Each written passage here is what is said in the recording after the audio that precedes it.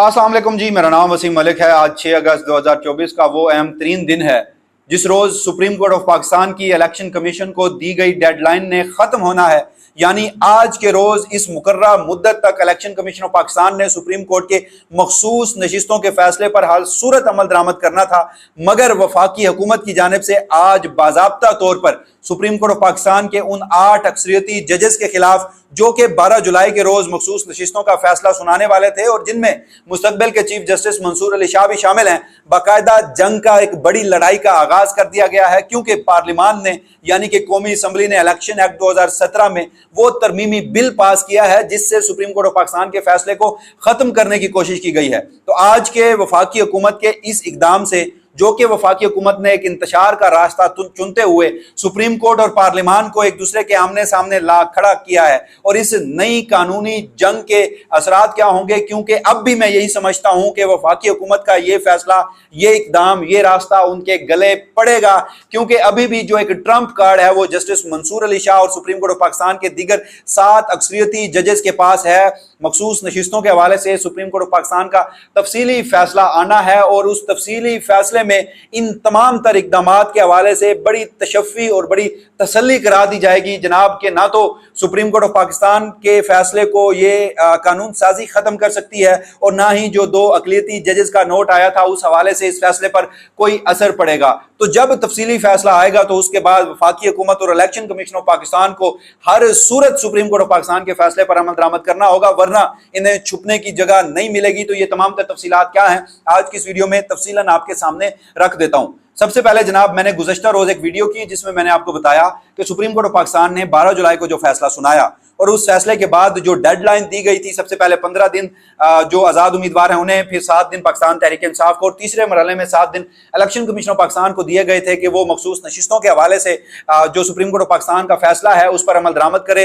मखसूस नशिस्तों के हवाले से जो पाकिस्तान तहरीक इंसाफ की मखसूस नशिस्तें 80 अरकान असम्बली के तनाजुर में बनती हैं, वो उन्हें अलॉट करे। इलेक्शन कमीशन अपनी वेबसाइट पर 80 पाकिस्तान तहरीक इंसाफ के अरकान असम्बली की फहरिस्त भी रखे और मखसूस नशिस्तों की जो खवातीन और टेक्नोक्रेट्स की मखसूस नशिस्तें पाकिस्तान तहरीक इंसाफ को दी जानी है सुप्रीम कोर्ट के फैसले के बाद, तो उसकी फहरिस्त भी अवेजा करे। तो अब डेडलाइन खत्म होने में महज चंद घंटे बाकी हैं, यानी आज रात 12 बजे तक ये डेडलाइन खत्म हो जाएगी। तो उसी रोज वफाकी हुकूमत की जानिब से एक नई कानून साजी का जो बिल है वो ऐवान में पेश किया जाता है। कौमी असम्बली का इजलास जो आज के रोज हुआ और उस इजलास में वो तरमीमी बिल पास कर लिया जाता है। अब उस तरमीमी बिल की 2 अहम तरीन शिकें जिनमें यह तरमीम की गई है वो जरा आपके सामने रखता हूं। माजी में भी मैं वीडियोस में आपके सामने रख चुका हूं, मगर एक मरतबा फिर आपकी याद दहानी के लिए आपके गोश गुजार करना चाहता हूं। सबसे पहले इलेक्शन एक्ट 2017 की जो सेक्शन 66 है उसमें तरमीम करके कौमी असम्बली ने आज के रोज जो बिल पास किया है उसमें कहा गया है कि जो आज़ाद उम्मीदवारान हैं उन्हें सिर्फ 3 दिन का वक्त दिया जाएगा इंतखाबात के बाद, जब उनका नोटिफिकेशन बाकायदा तौर पर जारी हो जाएगा कि ये आज़ाद उम्मीदवार जीत चुके हैं, तो उनके बाद इनके पास 3 दिन होंगे और उन 3 दिनों में वो किसी सियासी जमात में शमूलियत अख्तियार कर सकते हैं। और अगर एक मरतबा वो किसी सियासी जमात में शमूलियत अख्तियार कर चुके हैं तो उनकी शमूलियत खत्म नहीं होगी, वो जो हल्फनामा उन्होंने जमा करवाया था उसकी तनसीख नहीं होगी, और दूसरा वो किसी और सियासी जमात में बाद में दाखिल नहीं हो सकते, शामिल नहीं हो सकते। और उसमें मजीद बड़ा कैटेगोरिकली लिख दिया गया है वफाकी हुकूमत की जानिब से कि अदालती फैसला, कोई भी अदालती फैसला इन 3 दिनों को आगे पीछे ऊपर नीचे नहीं कर सकता। और एक मरतबा कोई आज़ाद उम्मीदवार किसी सियासी जमात में शामिल हो चुका तो उसे सुप्रीम कोर्ट ऑफ पाकिस्तान या कोई भी अदालत तब्दील नहीं कर सकती। यानी बराह रास्त टारगेट किया गया सुप्रीम कोर्ट ऑफ पाकिस्तान के 12 जुलाई के फैसले को। और उसके साथ साथ जो इलेक्शन एक्ट की सेक्शन 104 है उसमें जो दूसरी तरमीम की जाती है वो तरमीम यह है कि मखसूस नशिस्तें सिर्फ उन्हीं सियासी जमातों को मिलेंगी जो इंतखाबात से कबल फहरिस्त जमा करवा चुकी हैं। तो दूसरा अगेन टारगेट किया गया सुप्रीम कोर्ट ऑफ पाकिस्तान के हुक्मनामे को। अब सबसे बड़ा सवाल क्या है? सवाल यह है कि क्या सुप्रीम कोर्ट ऑफ पाकिस्तान का ये जो हुक्मनामा है ये इन सादा कानून साजी से खत्म भी हो सकता है? इससे कबल मैं एक वीडियो की सूरत में आपके सामने रख चुका हूं कि शायद वफाकी हुकूमत को इस फैसले की समझ तक नहीं आई या उन्हें समझ आ गई है तो वो जानबूझकर ये इकदाम कर रहे हैं। सुप्रीम कोर्ट ऑफ पाकिस्तान का फैसला इस सादा कानून साजी से खत्म नहीं हो सकता। कैसे, वो आगे चलकर मैं आपको बताऊंगा। मगर अब वफाकी हुकूमत क्या हासिल कर सकती है इस सबसे, ये एक अहम तरीन दूसरा सवाल है। वो सवाल, उसका जवाब जो ये मिलता है कि आज के रोज इलेक्शन कमीशन ऑफ पाकिस्तान को दी गई डेडलाइन थी। अगर इलेक्शन कमीशन फैसले पर अमल दरामद ना करता, जो कि उसने ताहाल नहीं किया और आगे भी नहीं करने जा रहा, तो फिर उन्हें मुश्किलात का सामना करना पड़ सकता था। और इलेक्शन कमीशन ऑफ पाकिस्तान ने कमेटी इजलास में बैठकर यह फैसला किया कि वो पार्लियामान के साथ खड़े होंगे, सुप्रीम कोर्ट ऑफ पाकिस्तान के सामने साथ खड़े नहीं होंगे। तो आज इलेक्शन कमीशन को एक तो रेस्क्यू करना था, एक जवाब फराहम करना था। अब इलेक्शन कमीशन क्या करेगा? अब सबसे पहले तो ये कानून कौमी असम्बली से पास हो गया। गालबन जब आप ये वीडियो देख चुके होंगे या जब मैं वीडियो ये रिकॉर्ड कर रहा हूं, तो आज के रोज सेनेट का भी इजलास था और अब ये बिल सेनेट में पेश किया जाएगा। जब सेनेट से पास होगा तो फिर उसी रोज सदर मुमलिकत इस बिल की मंजूरी करेंगे और वजारत कानून जो है वो गजट नोटिफिकेशन जारी कर देगा। जब गजट नोटिफिकेशन जारी हो जाएगा और ये कानून एक बाज़ाब्ता, ये जो बिल है, ये तरामीम है, बाज़ाब्ता कानून की शक्ल अख्तियार कर लेंगी, तो उसके बाद फिर इलेक्शन कमीशन ऑफ पाकिस्तान क्या करेगा? इस कानून के तनाजुर में सुप्रीम कोर्ट ऑफ पाकिस्तान के फैसले पर अमल दरामद भी नहीं करेगा और मखसूस नशीस्तें भी पाकिस्तान तहरीक इंसाफ को नहीं देगा। और जो सुप्रीम कोर्ट ऑफ पाकिस्तान ने अपने फैसले में 39 अफराद को पाकिस्तान तहरीक इंसाफ का लिखा था, उनका भी नोटिफिकेशन खत्म कर देगा।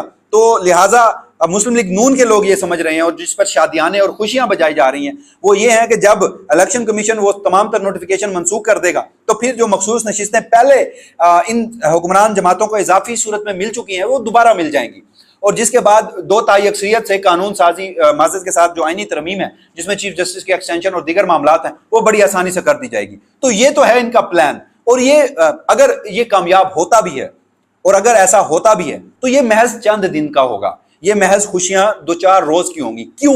उसकी मैं वजह आपको बता देता हूं। वजह यह है कि जैसे मैंने आपको बताया कि आज की जो कानून साजी है वो सुप्रीम कोर्ट ऑफ पाकिस्तान के फैसले पर असर नहीं करेगी, उससे सुप्रीम कोर्ट ऑफ पाकिस्तान का फैसला बेअसर नहीं होगा, उससे सुप्रीम कोर्ट ऑफ पाकिस्तान का फैसला खत्म नहीं होगा। उसकी जो सबसे बड़ी वजह वो ये है कि सबसे पहले तो सुप्रीम कोर्ट ऑफ पाकिस्तान ने अपने फैसले में आइन की तशरीह की होगी। जब तफसीली फैसला आएगा इसमें बखूबी ये बात पता चल जाएगी कि सुप्रीम कोर्ट ऑफ पाकिस्तान ने आइन की तशरीह की है और अगर सुप्रीम कोर्ट ऑफ पाकिस्तान आइन की तशरीह करती है तो उसको सादा कानून साजी से खत्म नहीं किया जा सकता।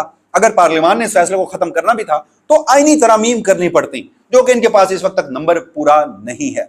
और दूसरा, सुप्रीम कोर्ट ऑफ पाकिस्तान ने इलेक्शन एक्ट की इन शिकों की तो तशरीह नहीं की अपने फैसले में जिनमें अब ये अमेंडमेंट्स की जा रही हैं। सुप्रीम कोर्ट ने सिंपली क्या किया? माजी में गई, कहा कि इलेक्शन कमीशन ऑफ पाकिस्तान ने 13 जनवरी के बल्ले के इंतखाबी निशान की गलत तशरीह की, 2 फरवरी को पाकिस्तान तहरीक इंसाफ के तमाम उम्मीदवारों को आजाद करार दिया, जिसके बाद ये कंफ्यूजन पैदा हुई, सुप्रीम कोर्ट के फैसले की गलत तशरीह की गई, लिहाजा हम माजी में गए हैं, हमने माजी की इलेक्शन कमीशन की गलतियां दुरुस्त की हैं और हमने माजी में जाकर सुप्रीम कोर्ट ऑफ पाकिस्तान ने पाकिस्तान तहरीक इंसाफ को रिलीफ दे दिया। तो जब ये फैसला सामने आएगा तो उसके बाद बड़े लोगों की जो होश और ठिकाने हैं वो अकल जो है वो ठिकाने लग जाएगी। और दूसरा, ये कानून चैलेंज भी हो सकता है सुप्रीम कोर्ट ऑफ पाकिस्तान में और पाकिस्तान तहरीक इंसाफ इस कानून को जब गजट नोटिफिकेशन इसका बाकायदा जारी होगा तो चैलेंज भी कर सकती है और पाकिस्तान तहरीक इंसाफ नहीं कोई और फरीक भी। बहरहाल अगर ये कानून अदालतों में चैलेंज होगा, जो कि होने जा रहा है, जो कि अब तक के हालात बता रहे हैं कि हर सूरत होगा, तो अदालतें भी इसे उड़ा के रख देंगी। और इस वक्त जो सबसे अहम तरीन बात है वो ये है कि supreme court practice and procedure act में जस्टिस मंसूर अली शाह और जस्टिस मुनीब अख्तर, जो कि 12 जुलाई के फैसले देने वाले जजेस हैं, मुस्तकबिल के चीफ जस्टिस साहिबान है, वो चीफ जस्टिस काजी फाजीसा के साथ बैठे हैं। और हमने माजी में देखा कि माजी के 2 से 3 जो कमेटी के इजलास हुए उनमें जस्टिस मंसूर अली शाह और जस्टिस मुनीब अख्तर की मुखालफत की वजह से चीफ जस्टिस काजी फाजीसा अपनी मर्जी के बेंचेस की तश्कील और केसेस की फिक्सेशन नहीं करा सके। चीफ जस्टिस को सुबकी का सामना हुआ। इसलिए मैं बार बार कह रहा हूं कि इस वक्त अदालत उज़्मा का जो अमली चार्ज है चीफ जस्टिस का, वो जस्टिस मंसूर अली शाह साहब के पास है। तो अब अगर ये केस, अगर ये कानून साजी चैलेंज होती है तो वो भी उड़ा दी जाएगी। तो बहरहाल कट द स्टोरी शॉर्ट, जो मैंने आपको बताया था कि अभी भी ट्रंप कार्ड जो है वो जस्टिस मंसूर अली शाह और इन 8 जजेस के पास है, अक्सरियती जजेस के पास। उसकी वजह यह है कि चाहे आज डेडलाइन खत्म हो चुकी या खत्म होने जा रही है, चाहे कानून साजी हो चुकी, वफाकी हुकूमत ने क्या किया? वफाकी हुकूमत ने अपने तमाम ट्रंप कार्ड पहले ही बुकलाट में शो कर दिए। सबसे पहले क्या हुआ? तनकीद की, जिस तरह से बयानिया बनाया और एक नजरसानी की दरखास्त दायर कर दी। फिर क्या हुआ? इख्तलाफी नोट सामने आया। 2 जजेस ने उन इख्तलाफी नोट में जो बातें पीडीएम और हुक्मरान इत्तेहाद के सियासी जमातें टॉक शोज और प्रेस कॉन्फ्रेंस में बैठकर करती हैं, election commission on off the record करता है, वो उन 2 जजेस ने बैठकर कर दी। उन 2 जजेस ने कहा कि सुप्रीम कोर्ट का फैसला मानने का पाबंद नहीं है इलेक्शन कमीशन ऑफ पाकिस्तान। तो आज के रोज ये कानून साजी भी कर दी गई। तो अब बुकलाट में वफाकी हुकूमत ने, चीफ जस्टिस काजी फाजीसा और उनके जो हामी जजेस हैं, उन्होंने, इलेक्शन कमीशन ने बुकलाट में तमाम इकदाम कर दिए।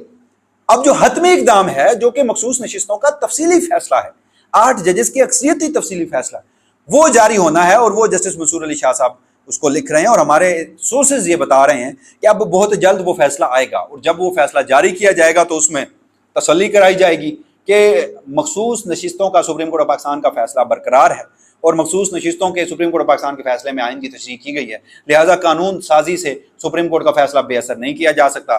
बताया जाएगा कि जो सुप्रीम कोर्ट ऑफ पाकिस्तान है वो अपने फैसले में माजी में गई है और उसने गलती दुरुस्त की इलेक्शन कमीशन की।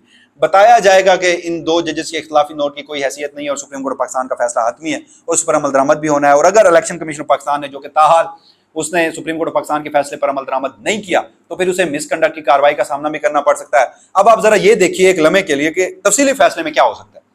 तफसीली फैसले में सुप्रीम कोर्ट ऑफ पाकिस्तान शुरू कहां से करेगी? 22 दिसंबर 2023, जब से कागजात नामजदगी जमा करवाने की आखिरी तारीख थी, तब से लेकर फिर बल्ले के इंतखाबी निशान की पूरी कंट्रोवर्सी, इलेक्शन कमीशन का फैसला, पेशावर हाई कोर्ट का फैसला, सुप्रीम कोर्ट ऑफ पाकिस्तान का फैसला, इन शॉर्ट पाकिस्तान तहरीक इंसाफ से जो बल्ले का इंतखाबी निशान लिया गया, फिर इलेक्शन कमीशन ऑफ पाकिस्तान ने जो बल्ले के इंतखाबी निशान से मुताल्लिक गलत तशरीह करते हुए 2 फरवरी को फैसला दिया पाकिस्तान तहरीक इंसाफ के तमाम उम्मीदवार आज़ाद हैं, तब से लेकर आज तक इन तमाम जो ये इवेंट्स हैं उनका जिक्र होगा, उनकी तशरीह होगी। और जो सुप्रीम कोर्ट पाकिस्तान ने मुख्तसर फैसले में लिखा ना कि in peculiar facts and circumstances of general election 2024, तो जब उस पर बात होगी तो फिर इन लोगों को फैसले पर अमल दरामद करना